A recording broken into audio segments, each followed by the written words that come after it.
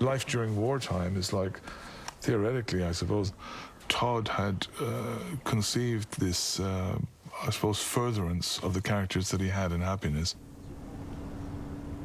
He chose to set it with an entirely different group of actors playing the same roles. There was no attempt to mimic what had gone on before, because I suppose he imagined time has moved on, people have become different, and also maybe he wanted to give it a different slant. Maybe he's talking about a universal theory that human beings are human beings all over. They don't just come in the one box, the one shape, but they can often have the same experiences, the same feelings. I think Todd's idea was to take the essence of the people who were playing them and guide them through their journey, of their soul, of their emotional experience, to be part of the larger canvas that he was trying to paint. Family confusions, jealousy, envy, despair, hope, all these colors that are in there that Todd has written. To me, that's all part of the whole mess that we are.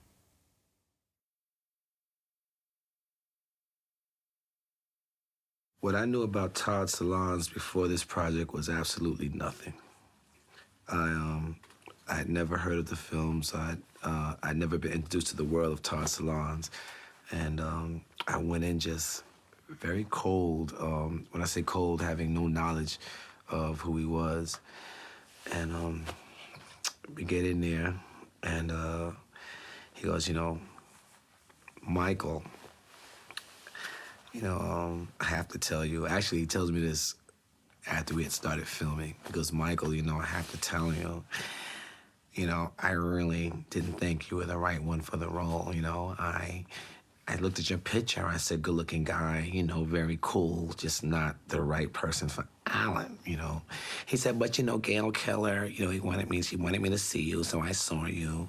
And then you walked in the room, and I looked at you, and I was even more certain that you were not the right person for the role. And he gave me a shot and started letting me run. We started hitting the scenes. And that audition was for the better part, I believe, of like hour and a half, 2 hours. And after we got up, thank you very much, I left the room. And he had cut me open so deep in the audition process that I got out, and on a corner somewhere in Los Angeles, I stood outside and I bawled crying. I just busted out crying. The scenes were so heavy, and he took me there in the room, and that's how I got the role. And that was my introduction to Todd Solondz. Have you ever had sex with a man or boy? No. Not a single time? No. Not even in your dreams? No. Todd lives very comfortably in the uncomfortable. Do you think a pedophile is a terrorist?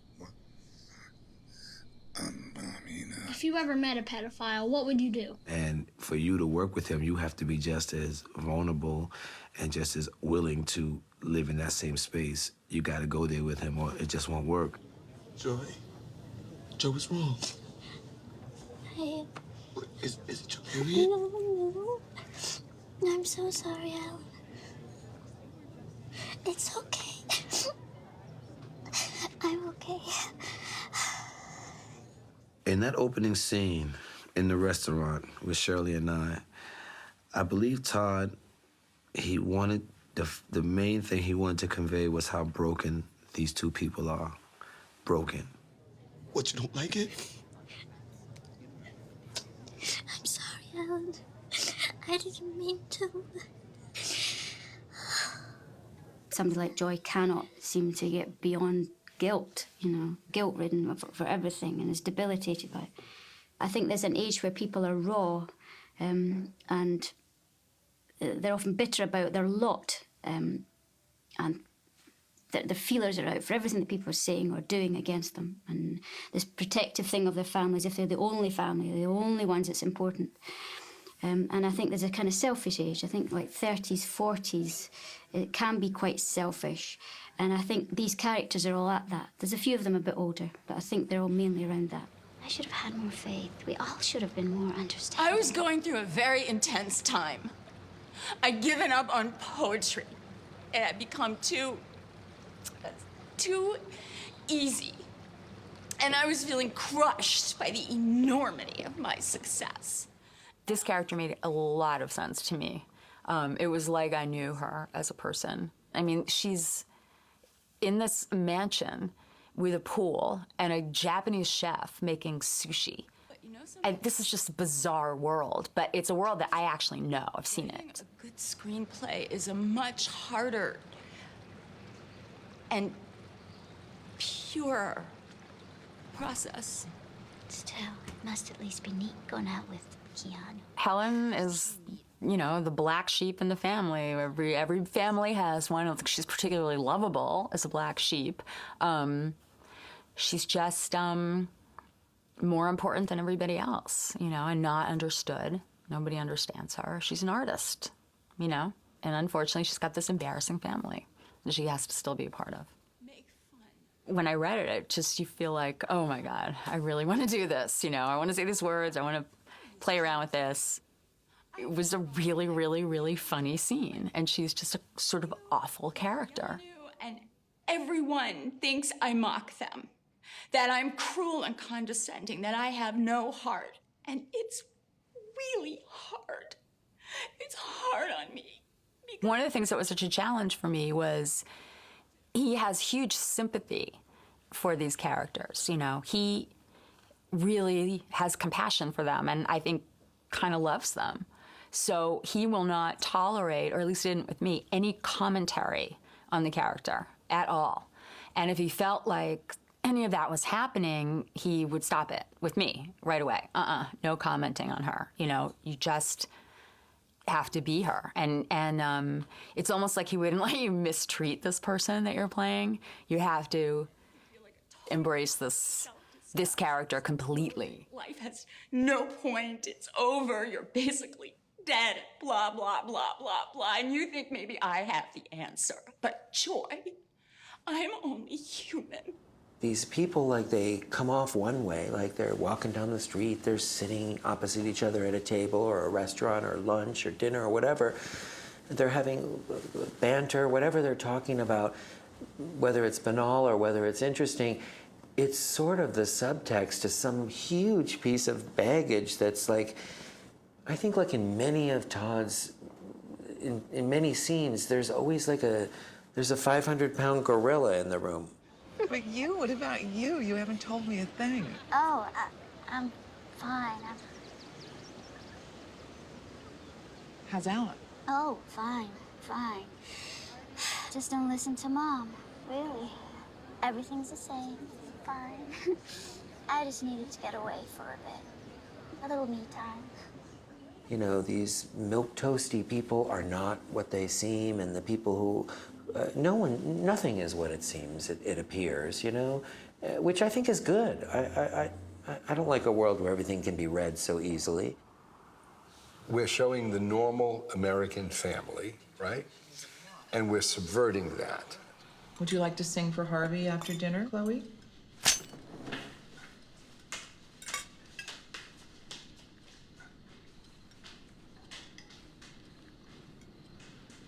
Sorry, it's the Klonopin. She's on a new dosage.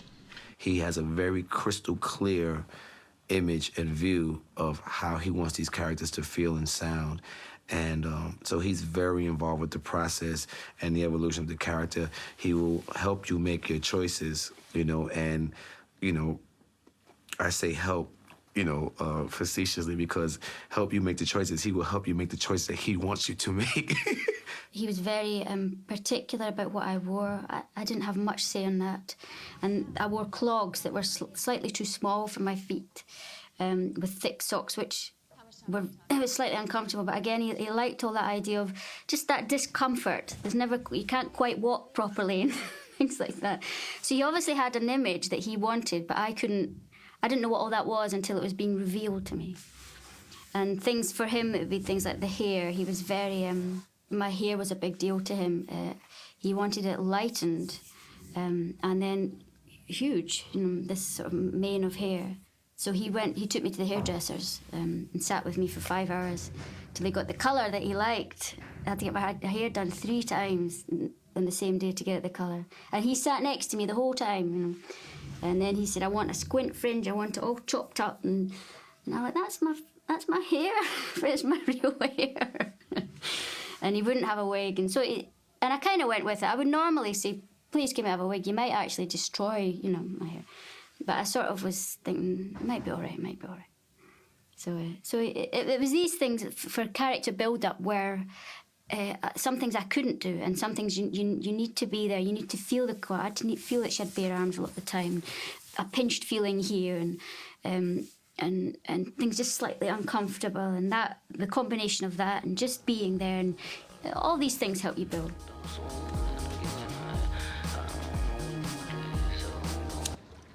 He really knew what he wanted the basic look of Helen to be, that he wanted it to be black, that he wanted those kinds of, that it was just that. And she also has this tattoo on her arm, which was really important for him to have, and it says jihad in Arabic. But you can't really read it in the scene, but it was, for some reason, it was cool for me, but he wanted to have that on her arm for a lot of different reasons. Cutting ties with Mom, Dad, Trish especially. It must have been hard. It was. Really, I can't tell you. Helen's at war with everybody, you know. She identifies, you know, from this Jewish family. She identifies with the Palestinian refugees. He really was very specific about how he wanted my hair. Trisha's hair had to be very smooth. It was very hard because my hair is the humidity, and we were in, you know, Puerto Rico, and my hair goes crazy the minute there's moisture in the air. And he wanted it completely smooth and perfect. He just wanted her just so. And it is good for Trisha's character, because she is someone you want to see why that there's just nothing out of place. She doesn't want anything out of place. And yet you know what she's been through, and it just makes it more poignant and sad, because her life is, she just doesn't want to deal with the ugliness in life. I'm Jewish, and I'm wearing my Jewish necklace, and I'm going to have a Jewish family now, and my son is preparing to become a man. She's going back to her heritage. Harvey? Yes. Have you ever been to Israel? It's my son, Mark. Hi! In the scene where we're in the house and we're going to have dinner, Beautiful. Red full of. I look at the bookcase, right? Todd has picked every book in that bookcase that Allison Janney would have in her suburban house. How to cook, how to wash dishes, Stephen King novels, the books she would read. He is so specific. Directing is by nature a control thing. You know, you're controlling this gigantic picture, this big machine, and that has so many parts that most people don't even realize, you know, other than the visual finished product. So you're a ringmaster to some degree, and most directors seem like the performances sort of last, to me.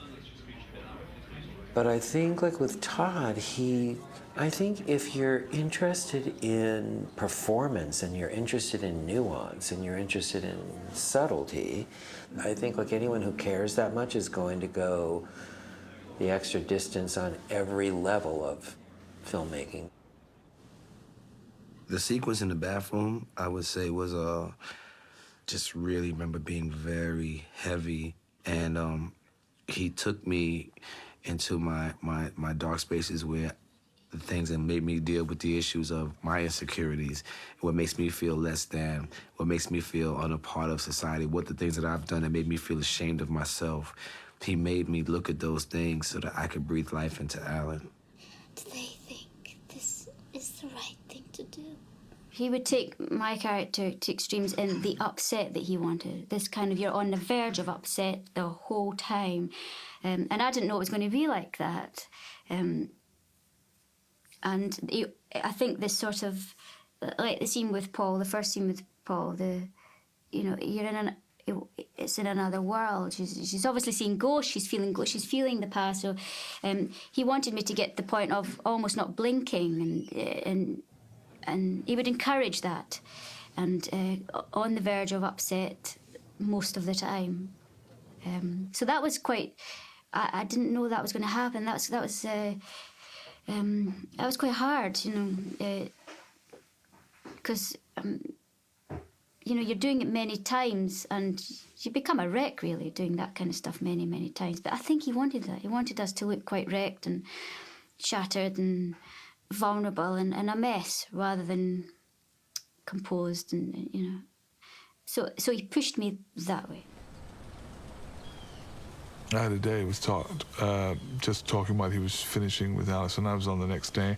It was a very soft beginning, just about being around the house, where he'd basically guide me just in the fluidity of the movement he needed for the camera shots to take hold. And that's when the first day I realized how very clear Todd was about what he wanted and how specific he wanted it to be. The actual movement of even looking into the picture, how you would look into the picture, because the camera is telling all. A lot of his clarity came about the actual physical moments of what he was saying by, I need you to drink this water, and I need you to drink a lot of it. I'd like you to eat 3 of these sweets, not 4. That's the question. That's fairly easy even for a man of my limited ability to be able to understand the difference between 3 and 4. It was a genuine, a real collaboration and a real, very committed. It was a short time, but it was very committed moments between us when we were working together. He's in your face. He's he likes to work closely and physically closely with you. You know, he likes to be as close as he can possibly be to you when he's filming. So he would be right under my chair probably at this moment if we were filming this, or here, as close as he could possibly be to see everything that he's wanting to see. And that at first is quite a shock because you feel you can't quite breathe, you can't quite relax. But after a while, it's wonderful. He's your security. He's there. You know he's paying attention, and that's very different. A lot of directors wouldn't be that intimate with you. I remember the scene in the kitchen, and it was very almost awkward for me to act because it was so specific in movement. So just touch, after you say this line, touch yourself, touch your, arm here, touch it. I went softer, so like just. He knows what he wants, and I would do it. And sometimes I'd be too much in my head thinking, I'm doing what he told me to do, I'm doing this, but he liked it, so. And what? Working with him, I would call it my little bag of tricks, when I would come in to work on the character, I would put the Mike Williams spin on it, and a lot of times it would involve me going off the page or ad-libbing a word or two here and there, or, zinging something in and bending a word or a line. And he shut that down. Every single word, exactly the way it was on the page. You had to say it exactly. And if you didn't understand it, I guess you try to understand it and you work on it until you understand it. Or you come to him and he'll tell you, and he'll have discussion with you. But there was no leaving the page. There was no adding, to say, per se, your flavor. You brought what you have your tools, you have your vehicle, but he clearly wanted to navigate you in your vehicle. His dialogue is really precise. It may have been different for other people, but I didn't change one word of it. There's a specific rhythm to it. I think if you mess with the rhythm of what he's written, it's a little jarring. Before we moved over to the set, he was like, I just want it to be word perfect. That's what he said. And I went and got it word perfect, focused. I did it twice. That's it. Through the whole thing. He was really happy. Done. Moving on. He also writes, there's lots of gaps in the sentences and ... dots, and he doesn't really tell you what all that means. You just got to find something in that, which is quite hard. Do you miss life? No. I miss my room, my Laserdisc collection. I spent so many years. I'm sorry I said you were shit and I was champagne. It's okay. It's okay. In a certain way, the words are the character. I mean, it's all that we have as actors, really. I mean, there may be some description of the character in the script, but really, any secret to who the character is really what they're saying, what those words are. So I felt like my character was very poetic in a certain way, and I was only allowed to feel that way because of what he wrote. Sometimes just pretending can be better than the real thing. But I hate pretending. Everyone pretending. I used that a little bit to my advantage to just feel like I was a person who was living kind of poetically to some degree. I'm not pretending. Imagine a world where no one pretended. And I also depend on the fact, I mean, I can recognize this dialogue is phenomenal. Like, you don't have to spend any energy coming up with something else. The fact that in Bill, in his journey, it is a journey of solitude, but also for a long time there was no dialogue. There's an emptiness, there's no one to communicate with, there's just his mind, his shell, his thoughts, his sense of non-being, and yet he is on a kind of mission. On the way, he gets stuck for money, and there's this kind of extraordinary scene that Todd has written where he meets Charlotte Rampling in this bar, and there's sort of a pickup scene, and the language that Todd has written in it, it's all about, from Bill's perspective, it seems to be a man who sees this woman who's kind of a bit broken and verbally violent, and there's a sense of cruelty about her. Any kids? Not anymore. Just a pack of wolves, and they're out for blood. How so? They've decided I'm the villain. I'm a monster. Why do they think that? Because I am a monster. People can't help it if they're monsters. They can't be forgiven either. It was kind of a bleak conversation, but kind of rather droll, I thought. Droll without trying to hit Lass in the head or saying like, oh, this is really sick. It's just hovering in between those two. Have you asked for forgiveness? I'm not a fool. If I were them, I wouldn't forgive me either. In my family, there are only winners and losers. And only losers ask for forgiveness. Only losers expect to get it. In the short scene, Todd's making a conversation between two people, but he suddenly introduced the all-encompassing humanity between people who are outsiders.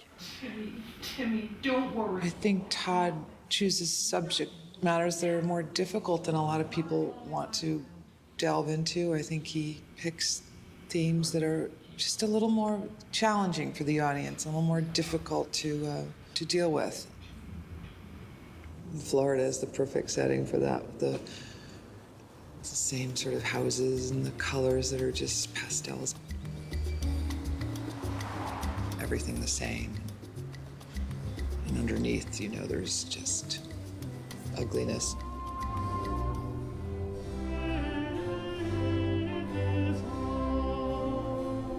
I remember walking into the set the first time and saying, like, this is bright. This is a strange color. Is this a Dayglow orange? Or is this sort of a lime green? Or is this colors that, a palette of which I went like, but obviously when you see it, he is projecting some other feeling. behind the actors. And when you see it, everything becomes very clear. Obviously, because the color they use, the faces come out. They seem to stick out more. The relationships and the actual journeys that people are, they're kind of heightened.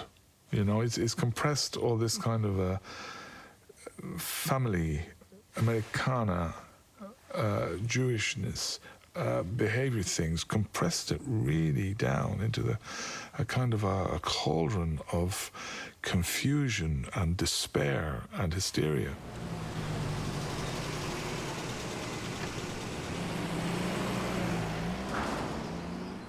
Suburbia is a very dark place. It has a different type of darkness, you know, from then the hood and the darkness that I'm used to in growing up in Brooklyn. It's suburbia is a very dark place, and it's not quite what it seems to be. You know, they got their own little shared secrets.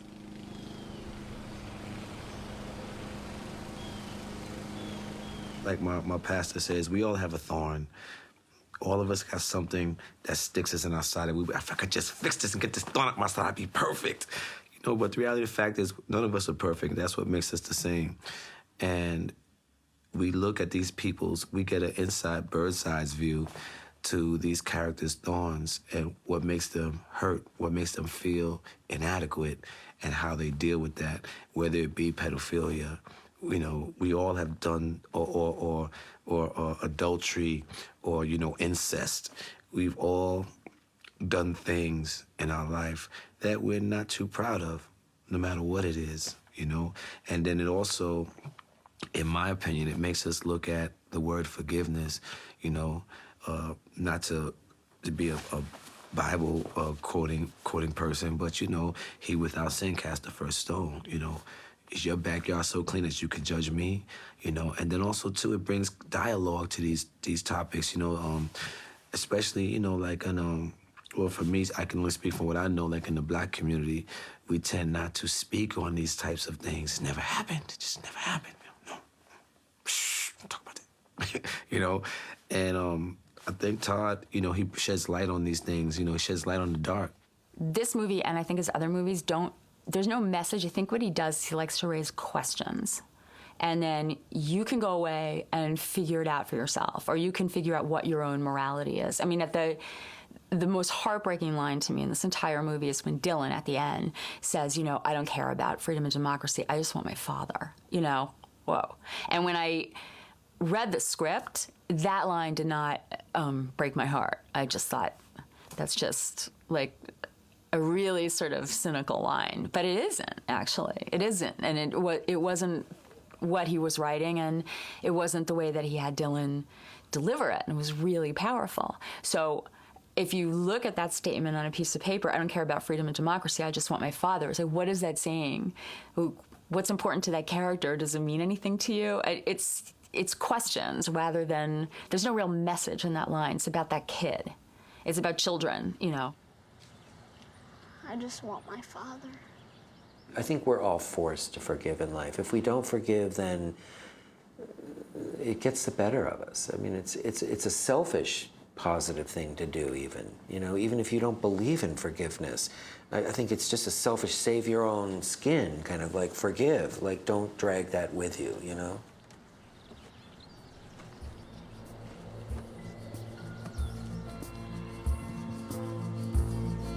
Life